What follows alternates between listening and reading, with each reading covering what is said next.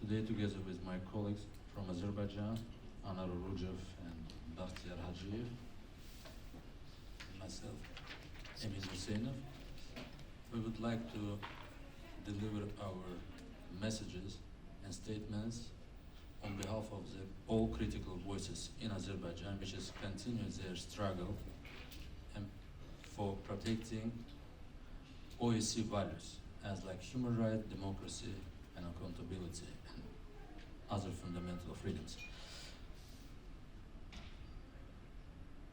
I'm based in Geneva, in exile, since 2015, as my colleague Anar Rujev is also based in exile in Germany, but we are continuing our work on Azerbaijan from our exile-based offices.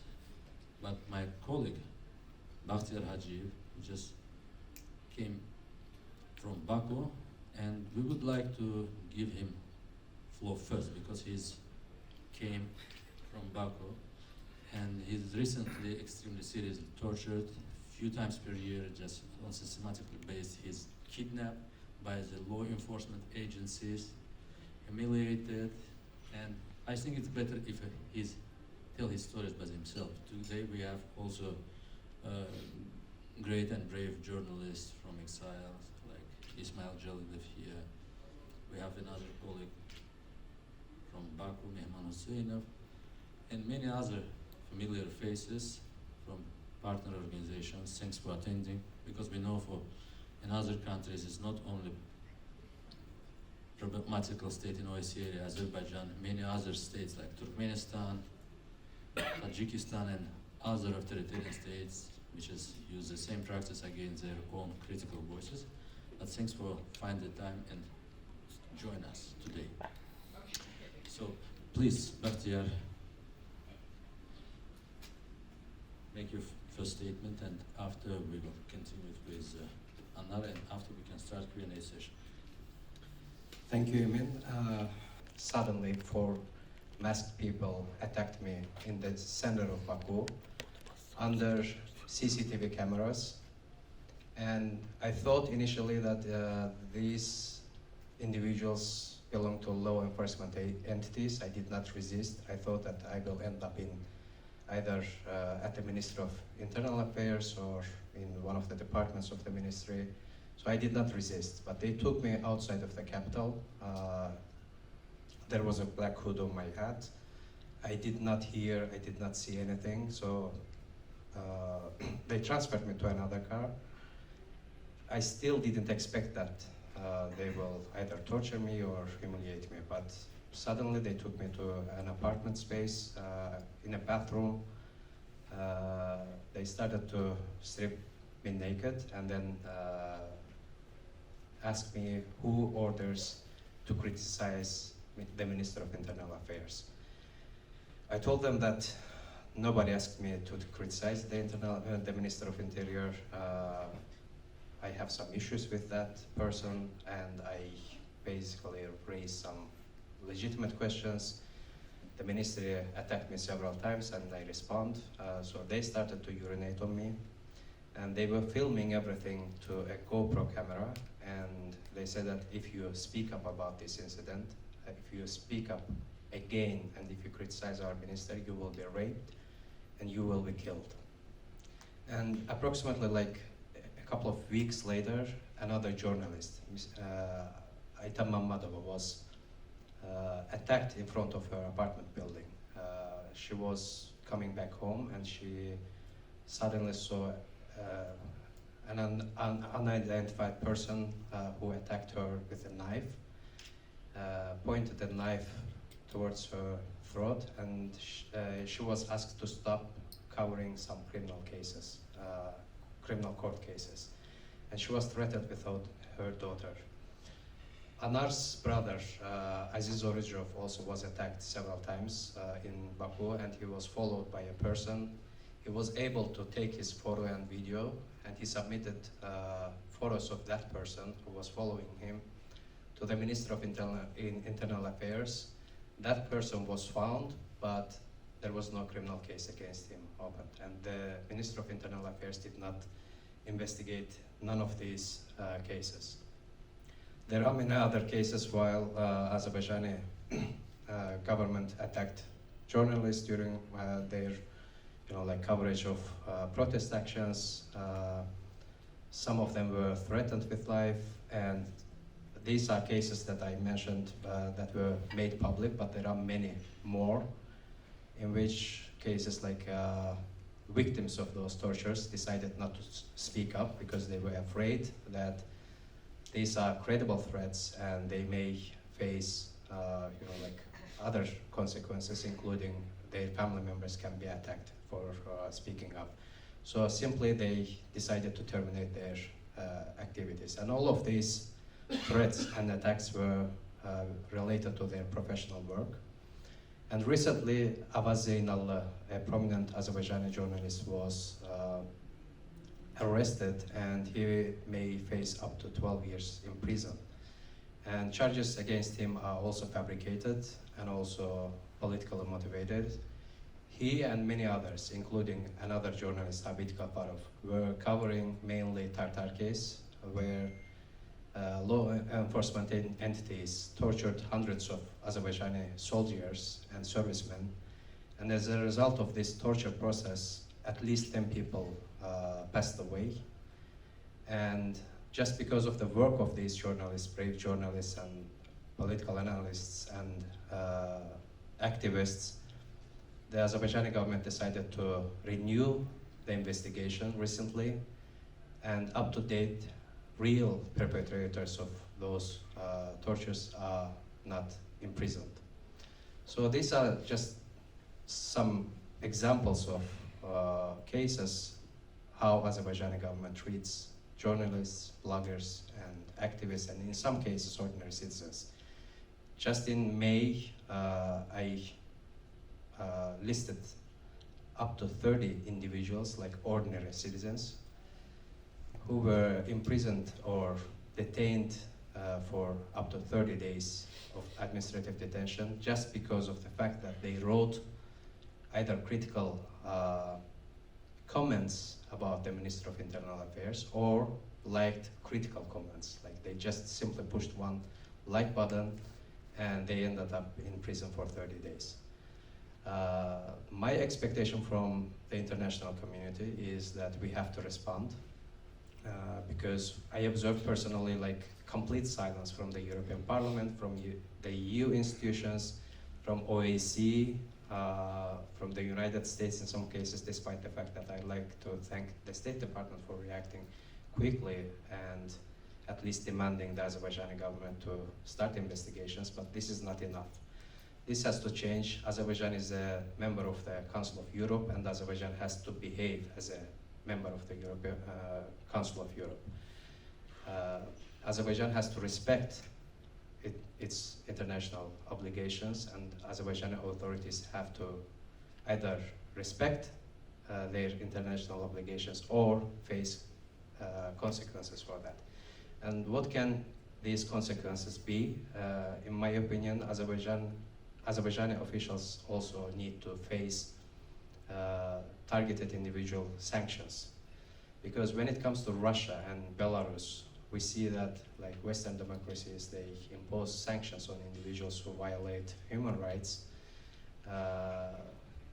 But it is very important to impose these sanctions as a preventive measure instead of allowing those officials and those governments to be empowered so much that in order to attack another country. For example, in Russia's case, I strongly believe that if these sanctions that were imposed in 2022 were imposed in 2008 when Russia attacked Georgia, we wouldn't have such a kind of out-of-touch dictator in Russia, and we will probably have better situation in Belarus, but there was a long inaction and silence from the Western side.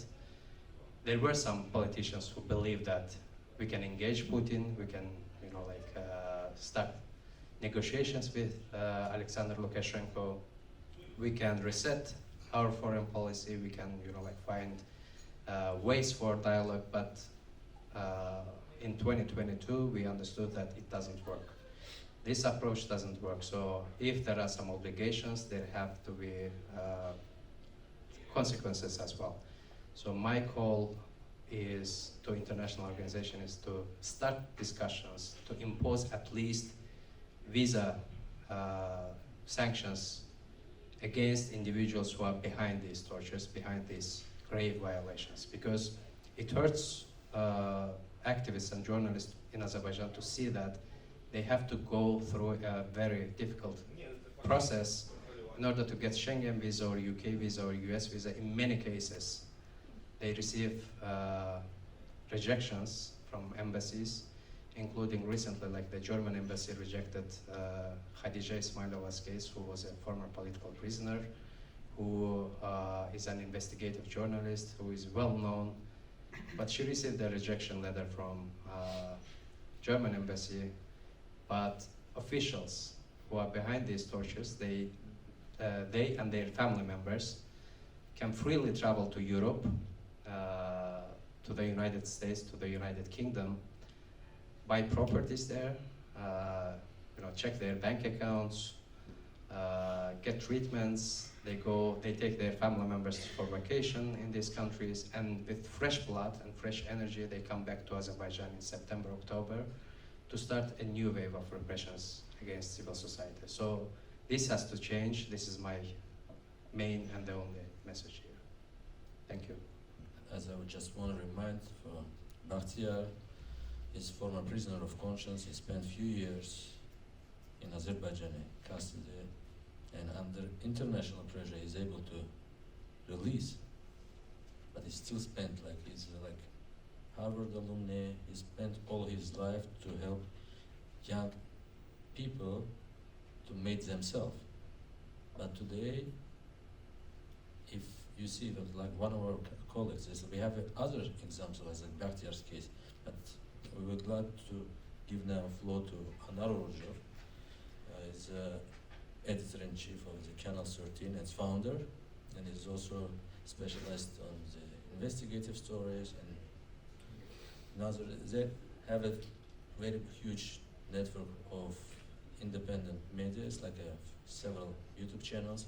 And please, Anar, and his brother also staying with my brother inside the prison. And today we're glad to see former president of OIC Parliamentary Assembly, George Tseretelli. And we ask, that's why we would like to mention, for OIC it's quite helpful and strong institutions when we're able to ask OIC Parliamentary Assembly President to engage with Azerbaijani government and tell them and ask them release our colleagues. After these successful meetings, they sometimes release. And my brother today is free, is here. Anar's brother still in Azerbaijan. We hope to join us for the future event. But it's hard. That's how the system works. We are protect same the values, but the same stakeholders supposed to do same different activities. Please, Anar. The floor is yours, and after Anar, I can deliver my short. Thank you, Emin. I would like also to welcome all of you, and I would like also to again join what my colleagues said here, that regarding the Emin's note about Mr. Tsereteli's invention to our brother's case in Azerbaijan, and Mehman and Aziz. They were in prison in Azerbaijan, and we had really very limited contacts with them. Every contact with them, every information took out from them, it was really useful for us. And in that hard times, including Mr. Tsereteli, a lot of colleagues from the international community helped us. And I strongly believe that why Mehman is here, why my brother still is not in prison, that's the result of the pressures of international community to Azerbaijan government. That's why it is very important always to feel this support from the international community. Regarding the pressures to Azerbaijani journalists, I just tried to write several cases which I know, and I see that if I will call all of them, it could take a lot of time. That what happened to members of my team, Channel 13's team in Baku, Azerbaijan, just the one of our journalists, maybe you have heard about it, Avaz Hafizli. He also was the active member of the LGBT plus community in Baku. He was killed in February this year. And of course, we don't demand that he was killed by someone who is inspired by the government or some sort, but the person who made this brutal crime, he got just 9 years, 6 months in prison. So this is also, we accept that this is somehow the impunity, and it's not adequate answer to this criminal case. The another case is related with our with the pressure to journalists, as Bakhtiyar he also mentioned them. As Zorojov again, he faced 2 times serious pressures this year. One time he just was followed by a person and was threatened by the person for his professional journalist activity, and this person gave the very clear message that if you do it again, you will see what will happen. We applied to Minister of Internal Affairs about it. There was no reaction from them.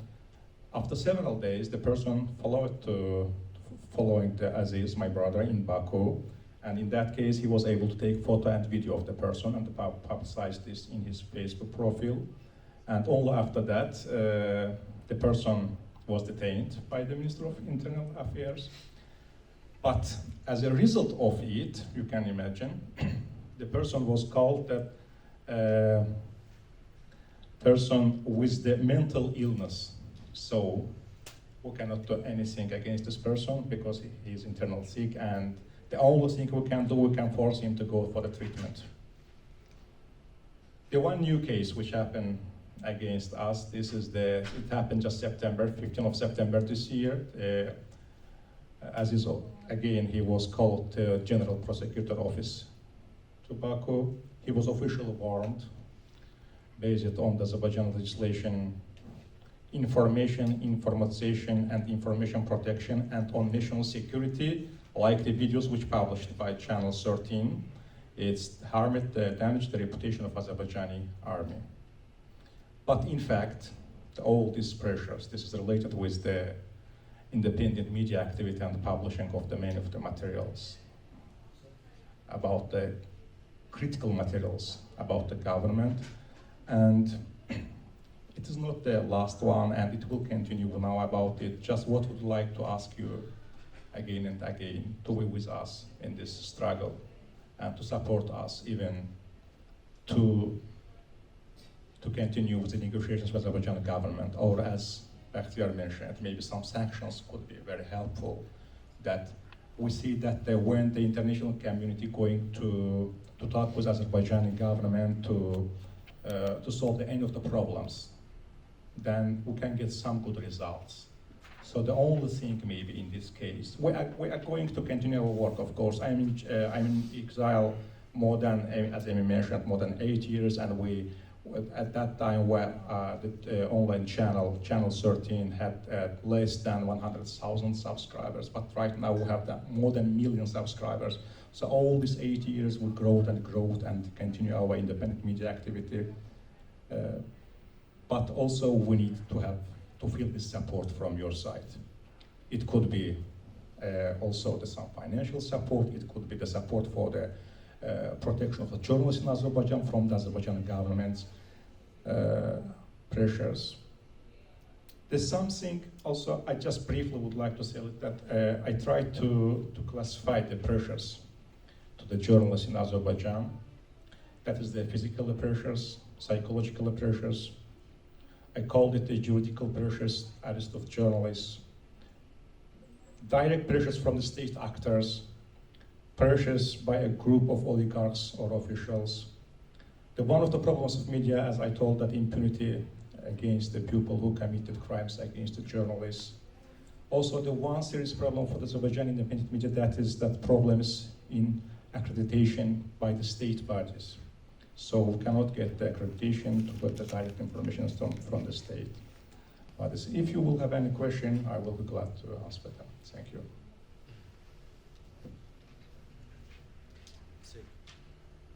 Hello. Thank you, Anar. And I'm absolutely agree with most of my colleagues, and I would like to add another, like a digital threat, which is, you know, Azerbaijani government during the few years successfully used digital surveillance, especially spyware software, which is produced by Israeli NSO group against thousands critical voices in my country. Right now, this is not only Azerbaijan, 11 member states of the Council of Europe, but its numbers of the victims, it's, let's say, with 10 countries of the Council of Europe members, incomparable with Azerbaijan. They, each country, like a Poland, they have 5 to 10 cases, or Spain have also from 5 to 10%, or Greece, or Hungary. But Azerbaijan, imagine, in Azerbaijan with 10 million population, we have 1,000 victims. In India, Indian government also uses software against their opponents with 1.5 billion population.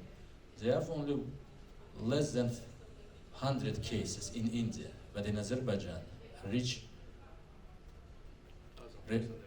regime use like taxpayers' monies for check what we are doing. We don't do anything illegal. But during the recent incident between Armenia and Azerbaijan, what we observed also, like Azerbaijani government used illegally blackout, like when its internet connection is cut, when it's TikTok, Instagram, and other social media blocked. It's this steps doing illegally by Ministry of Nation, State Service of State Security Service, illegally, without any court decision. They're just doing like this.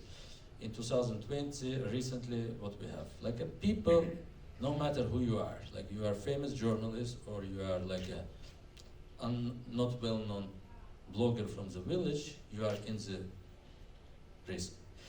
And we have it since from beginning of the year, like several defamational charges when the government decided to prosecute their opponents by defamational charges. And this brings the people to the prison just to express themselves. And another colleague of mine, like a young activist from the 18 movement, he just write critical posts, like it's just peaceful posts, like for organization against war between Azerbaijan and Armenia. And that is also, they say, they put him for 30 days administrative detention center. And he's lucky, because it's like, it's international attention, they just put him for 30. But many people spend years in the prison. And Bakhtiyar mentioned Avaz Zeynali case. Avaz Zeynali is already second imprisonment. It's like revolving door. They released you, they start to improve your critical activities, you're getting big numbers of subscribers in your YouTube channel, and after they put you to prison back. With other cases, like Anar mentioned case of Avaz Hafizli, it's like his original surname like Avaz Shikhmammadov. This guy worked with 5 exile-based media, including with Canal 13, with Objective TV, with Meydan TV, and others. They are freelance journalists, like imagine 25-year, like young journalists, which is fight. And he is also famous LGBT activist. He received threats during the last 2 years before his murder, publicly, not anonymously, from state-oriented, like a pro-government oriented youth activists, influencers with 100,000 like pro-governmental YouTubers, which is they say for which you should kill them. They are like shame for Azerbaijani journalism and for Azerbaijani civil society. This guy would help him to apply to the Ministry of Internal Affairs with official request to protect them. We have a special article in criminal code, and in our constitution it's written if even journalists receive threats, state supposed to protect them, but nobody protected, and now he's murdered. Government says it's domestic violence and put this his killer, but who is the order? And I just want to remind you, for This murder happened day when Aliyev and Putin signed in the Moscow strategical agreement, when the just day before war in Ukraine started. Imagine why it's happened. We have response. We can prepare this special investigative report regarding this case and share with you. But I want to switch to another cases, because we have now only 10 journalists and bloggers in the prison, some of them illegally detained in territory of the neighbor countries, delivered to Azerbaijan. For example, we have two cases when outspoken bloggers, they are not professional journalists, but they are criticized regime. Even one of them, like, criticized regime from Russia, he's escaped to Ukraine. And Ukraine, like even Zelensky administration, I think it's by mistake, but and also we know who is helped to extradite this guy. It's Azerbaijani General Prosecutor Deputy, which is his brother, head of the SOCAR Ukraine, Gunduz Mamad.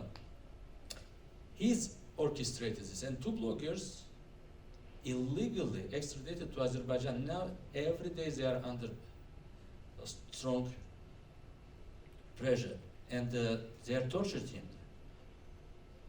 Regarding our neighbor country, Georgia, Georgia seems like a Rose Revolution in 2004.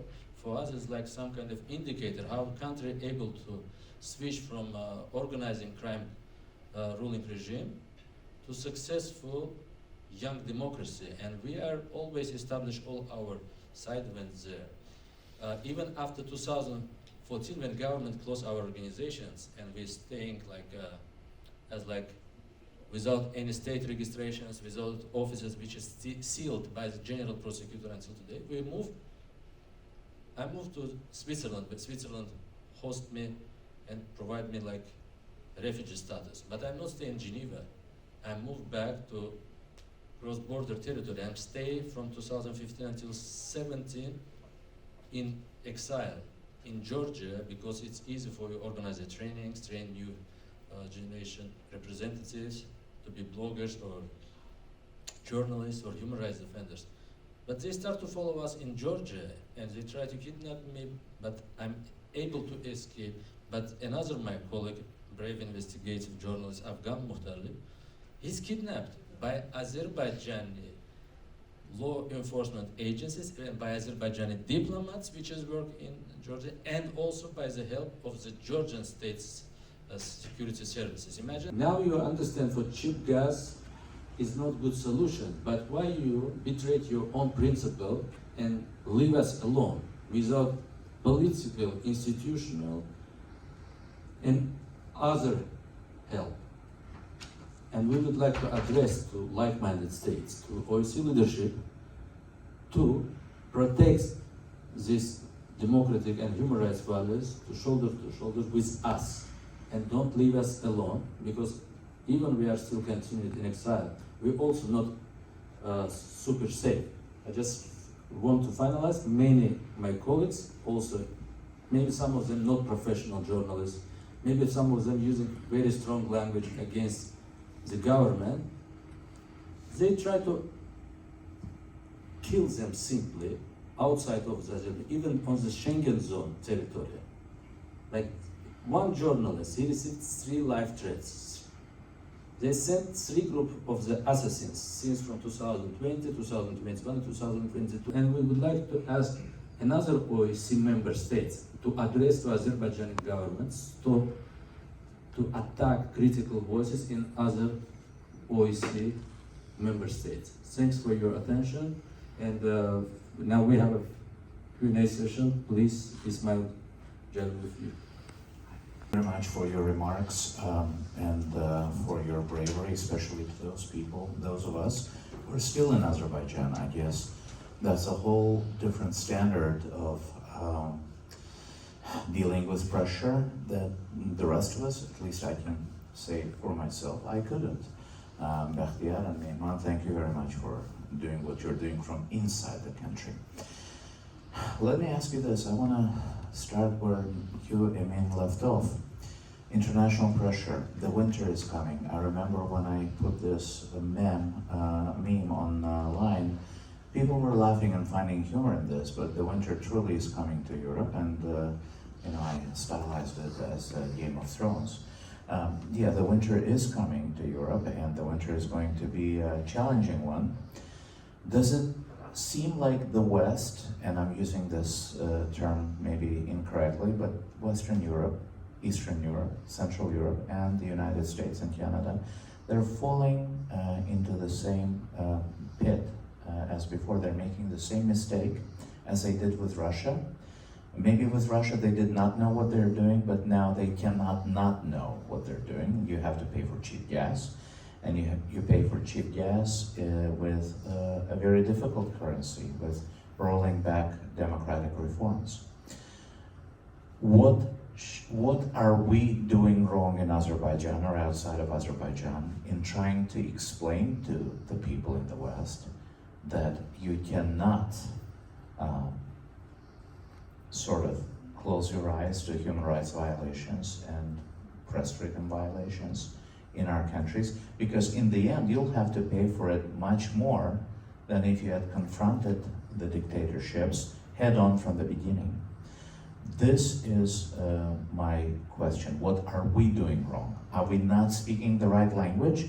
Are we not talking to the right people? Are we not knocking on the right doors? I want to direct our criticism inward rather than outward. I understand we all want to complain about what Europe is doing or not doing, what my country, the United States, is doing or not doing, but let's look at ourselves for a second. Are we doing everything right?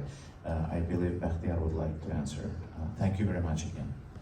And I had several conversations with some of Azerbaijani former ambassadors and current ambassadors, and I asked them, how does silent diplomacy work behind closed doors? And they said, okay, this is the way how it works.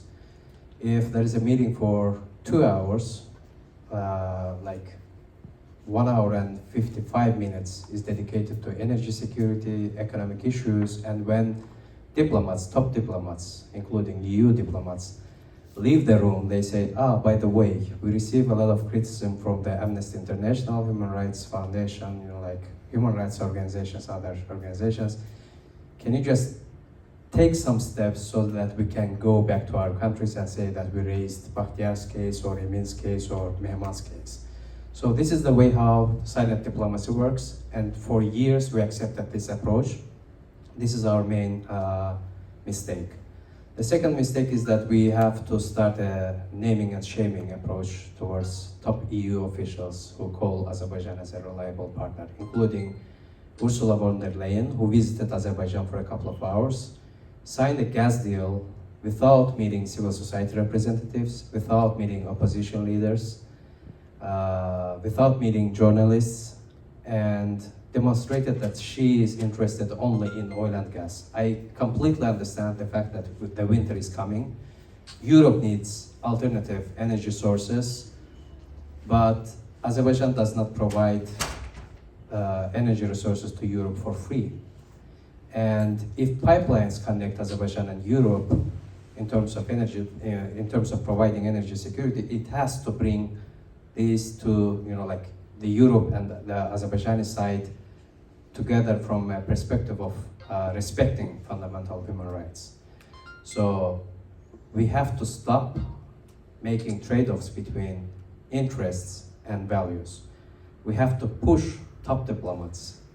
And if that doesn't work, we have to name and shame and demand open statements instead of, like closed door, like silent diplomacy. This is my response. We can give floor to another guest. Please introduce yourself. Thank you. Jeanne Gaveli, I'm head of Eastern Europe and Central Asia desk at RSF Reporters Without Borders. So I fully support what you've just said, Bakhtiyar. And I just wanted to highlight to our maybe participating OC states here that of course journalists are hunted in Azerbaijan. Azerbaijani journalists are hunted abroad, but not only. They attack also foreign journalists in their own countries. as we've seen recently with Rasmus Kanbeck. We provided a statement last week on his case. He is arrested since, especially since last May, by trolls and by the Azerbaijan diaspora in Sweden. So it's a Swedish journalist harassed in Sweden, even by the ambassador who, by the way, deleted his tweets after I've asked him for comments. This is a very worrying trend, especially after you spoke about Mohammad Mirzali. We supported him in France. He was not only threatened but also stabbed dozens of times in Nantes, in the city in France. So I think we have to go to a further step, to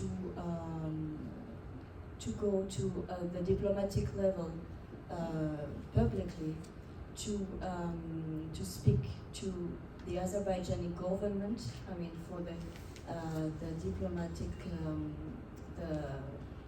channels of the countries, OSCE country, to speak to the Azerbaijani government, for them to stop this interference in their country. And of course, we would support also targeted sanctions, visa sanctions, for instance, as you mentioned earlier. Thank you. I am the Director for Europe and Eurasia Programs at Freedom House. So several things, I'm ruminating on how to answer your question, even though the question wasn't posed to me. And also just a comment, Freedom House has been tracking transnational repression for the last few years. It's we're trying to systematize, understand it as a phenomenon, and advocate on the issue. So I recommend everybody to look at some of our reports. I think they're useful. It's very clear that authoritarian regimes are not just content to sit at home and attack their dissidents at home, but to reach out and do so outside of the country. The Vakhtiyar Mukhtarli case is classic, but it's happening more and more. And I think it's something that the OSCE region in general, we need to be looking at it in a systematic way. This is one of the things I wanted to say. My attempt at the answer to your question about what are we doing wrong, right? What is international civil society? What's civil society and activists in Azerbaijan and exile, and in the rest of the region doing wrong? And I do think there's something about solidarity that we're losing. I think that's somehow or another, if you look at how Russian and Ukrainian human rights defenders, how hard a time they're having with one another, there was a time when Armenian and Azerbaijani human rights defenders and activists were actually speaking with one voice against both of their governments because they had at least that in common. That's true with Georgia, that's true with the rest. So I don't know, and I'm not trying to get into the details of conflict. I think it's sensitive and difficult, and human rights defenders are isolated enough in their societies. But somehow or another, we need, as a community, to figure out how to deal with that, because it's only in solidarity that we're going to get anywhere. And then we can speak with one voice to international organizations and to institutions and the rest. And I think we would be more effective at changing things. Thanks. At Critic Accountability, we are engaging with communities affected by oil and gas development in the Caspian region, and we've been working, trying to work closely with Shadinese, looking at Shadinese project and engaging with communities around Shadinese, including Sangachal. As you know, many of this project are financed by international financial institutions, including EBRD, who do have provisions in their code that they can only invest in projects that are compliant with basic understanding of human rights and civil society. And unfortunately, over the past 20 years, we see that we get more and more scarce information coming from Azerbaijan. For example, like 10 years ago, we could find reporters, we could find community members who were willing to give us information on what is happening in the community. Now, in our last report, we had to rely almost fully on satellite imagery because, as you know, people are scared to engage, people are, many of the reporters are exiled.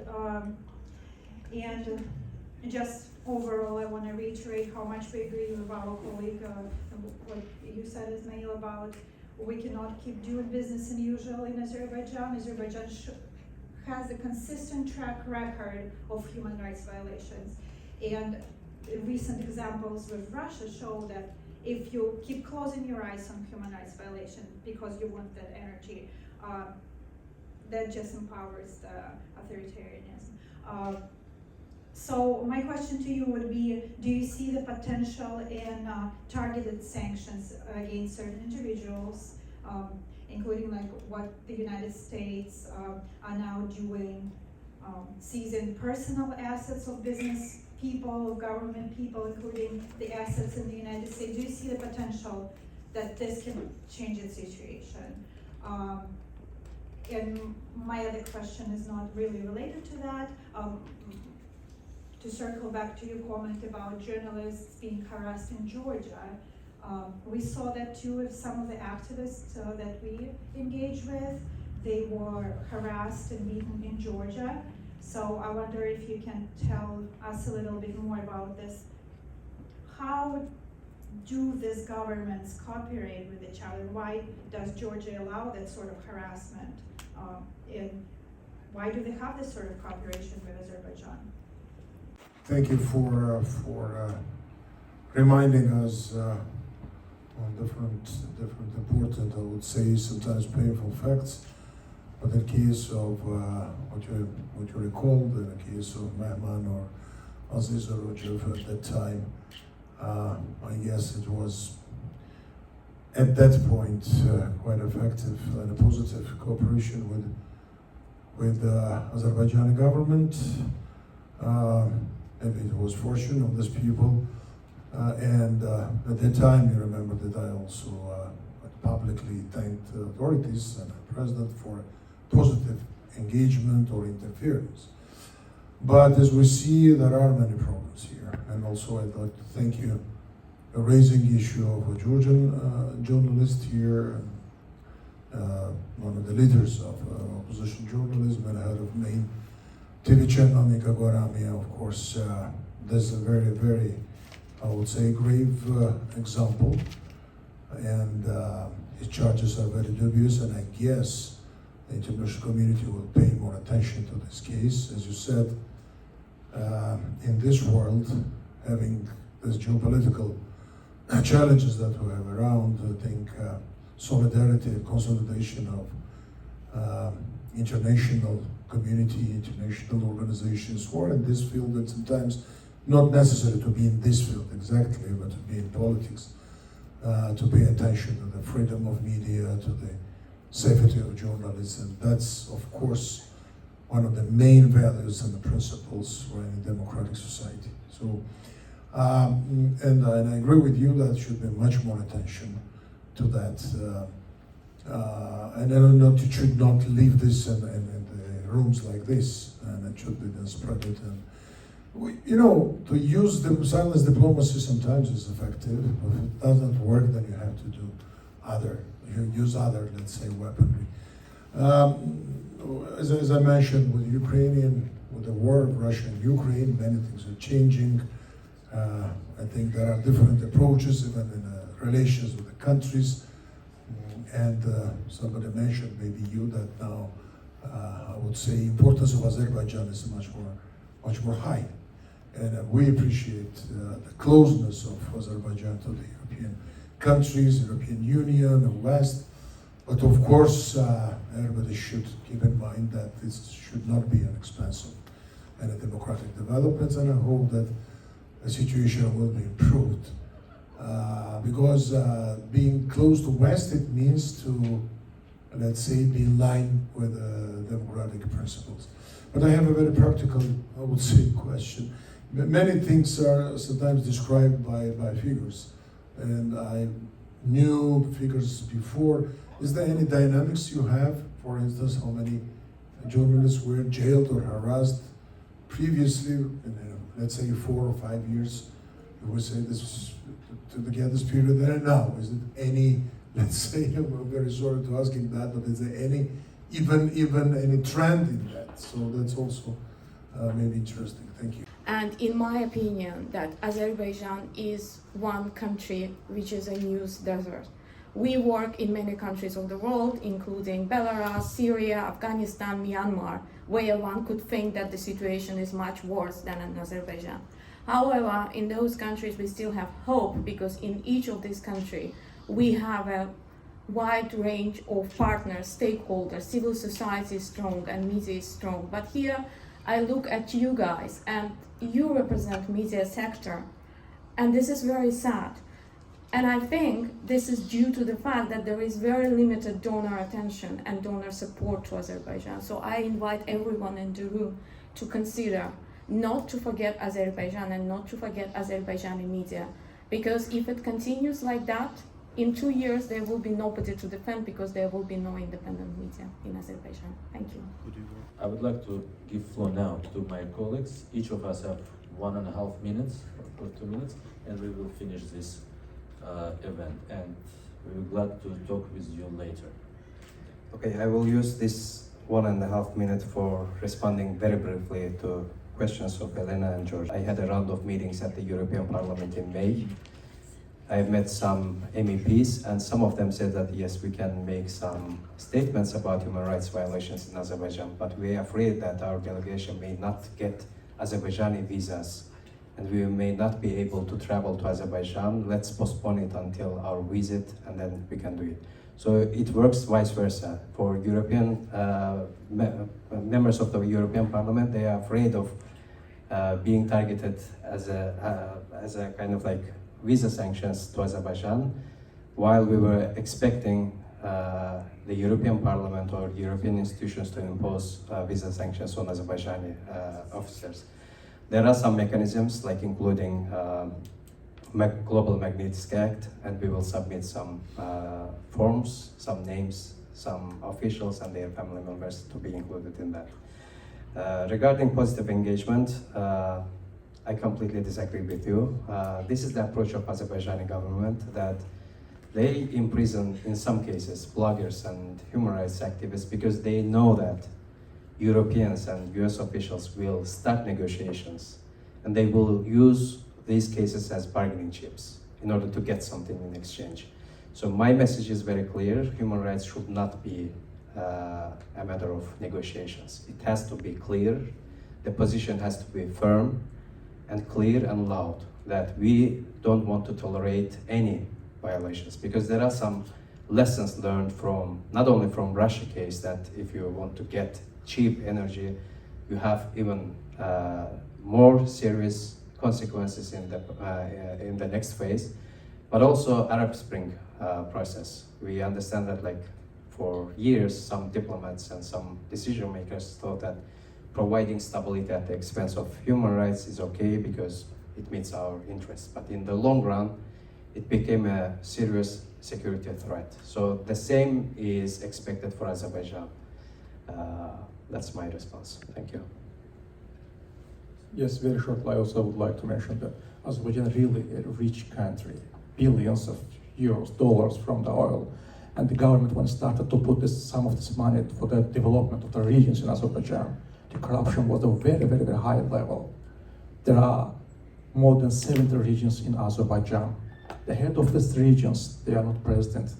They are not the workers of the president's administration. They are not the ministers. They are not the deputy of ministers. They are 10th level of officials from Azerbaijan, head of the very small regions all over the Azerbaijan. They are dollar millionaires.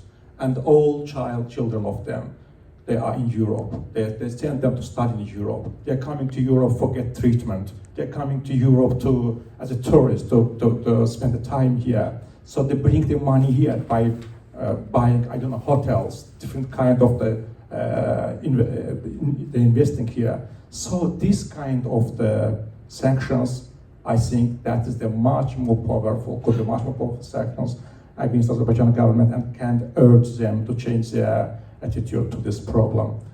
Regarding the second question, I also agree with my colleague Bakhtiyar that this is the human rights should be totally different element than the version with the energy, with the governance like the Azerbaijan, and the lessons learned just from Russia. It's the obvious proof of it. Thank you. Thank you. I would like to start with the questions why less and less reporting, and if you're not able to find sometimes freelance journalists or experts, my response is very clear. It's lack of funding for civil society. I'm absolutely agree with topics which is mentioned from Binar. It's not lack of funding to the civil society in Azerbaijan or in exile-based civil society, Azerbaijan civil. It's lack of funding also from international NGOs, which is usually working shoulder to shoulder with us, from Washington DC to Brussels to Geneva and other places. It's like the international stakeholders start to think about Azerbaijan as on Turkmenistan. You are going to more and more to hopeless directions, and even if you invest something to the civil society, we can't change anything. This is like lifetime dictatorship and dynasty, and why we need to support. But I want to remind to our colleague and guests, we are Council of Europe members, even OSCE have some kind of invisible or sometimes less effective guidelines or rules. We are part of the Council of Europe, and we have a strong obligation in front of this institution as other European older democracies. But if you see, if government don't want to implement European Court for Human Rights judgments, and for example, our organizations, we also prepare less reporting on the journalist safety programs. You know why? Because we have a lack of funding. We are leading journalist organization in Azerbaijan. For a few years, we're not able to receive any funds for journalist safety program. Nobody provides the funds. We have only one project on exposing corruption. We name these projects as kamikaze projects, which is nobody able to expose these corruptions. And me, together with Mehman and other brave colleagues, we are exposing this corruption, or high-level corruption in Azerbaijan. And this is peanuts because we're able to do much more strong reporting, but they just give us because they say sometimes they find the excuse donors say how we able to supporting you because it's restrictive law. I say guys, all civil society organizations, even inside the countries, they have their headquarters in Baltic states, in Europe, in US. Go support international organization and they can provide sub-grants for our colleagues. But we didn't see this funding downgraded, guys. And it's also, when we started talking about funding, now we're only talking for guys.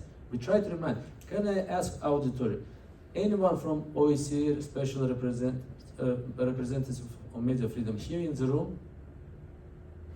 Anyone? No, Could you see? They have cited No, I know, but they have 20 employees, and I'm tired to criticize them, even face to face. I'm working with the OSCE media representative since 2005.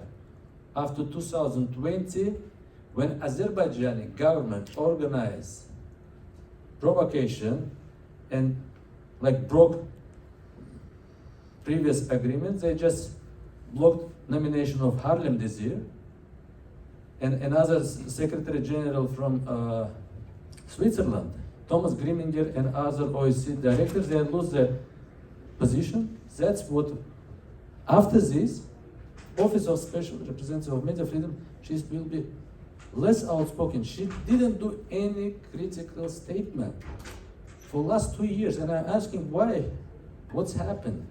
I'm asked her last year, face to face. I'm not going public, but today, Ismail, when you say if I respond to what we're doing wrong, we are exposed caviar diplomacy, high-level corruption, how the Azerbaijani government bribe politicians, and we are continuing to do this, and we never give up, even if we have funding or not. I don't care about any funding. I will continue my work pro bono, never give up, and I will expose. And for me, I'm not diplomats. I don't care who you are, guys. You have obligation, if you have this, establish this institution, OEC, with clear values, I'm protecting these values with you. And you must be protected or you must be resigned. And we can find new OEC leadership because it's never happened previously before, but now even Secretary General of OEC, she's less outspoken about human rights in Azerbaijan. ODIHR director, he's less outspoken about human rights in Azerbaijan. And Madam Representative on media freedom, she's less outspoken because Azerbaijan government pushed them via sabotage in elections, and they sometimes thinking about job safety policy for maybe government able to do this, but who does this? It's Azerbaijani government makes this sabotage. Turkey government and Turkmenistan government. You see, they are brotherhood of dictators. And you are like-minded. It's supposed to evaluate all of these leaders. And today, I think for one of our bigger allies still is like OEC Parliamentary Assembly. Many like Helsinki Commission members, they publicly like make a tweets, statements. Sometimes they are much more effective politicians because they don't care about, they are not depending by membership fees from this. And we would address to all OEC PA to also examine and evaluate OEC executive bodies and give them recommendations and lesson learned and show their mistake for how they're supposed to protect our joint values. Thanks for your attention. I'm so sorry for this emotional statement, but we would like to continue talking with you, and we're here until 3rd of October, and Bakhtiyar, and yeah, thanks a lot. Sorry.